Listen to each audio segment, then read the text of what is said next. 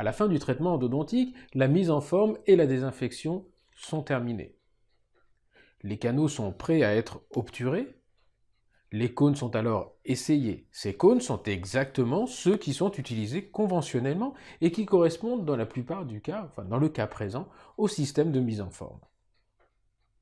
La radiographie du cône en place confirme la bonne adaptation de ces cônes. Les canaux sont alors séchés et peuvent être obturés. Les biocéramiques ont besoin d'humidité pour faire leur prise.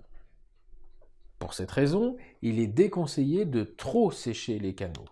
Il faut sécher sans dessécher. Et c'est bien une notion qu'il est absolument impossible à expliquer au mot près quand on dit sécher sans dessécher.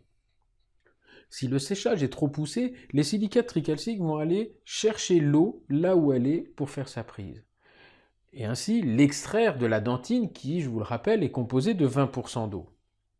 Sécher sans dessécher ne veut pas pour autant dire qu'il faut laisser de l'eau ou de l'hypochlorite dans le canal.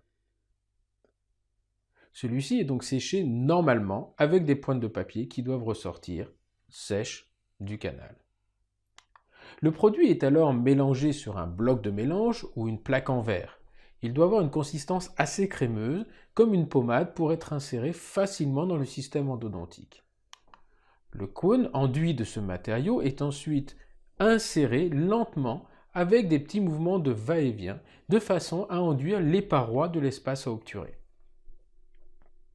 En fonction du volume du canal à obturer, de la taille du cône utilisé, cette opération peut être répétée 2 ou 3 fois. Il ne faut pas avoir peur de mettre du matériau en excès. N'oublions pas qu'il s'agit du matériau d'obturation et non pas uniquement de scellement. Le cône est ensuite sectionné à l'entrée du canal avec un instrument chauffé et un fouloir permet de créer un bouchon à l'entrée du canal. L'obturation est ainsi terminée. Voici le résultat avec la radiographie préopératoire et les radiographies post-opératoires.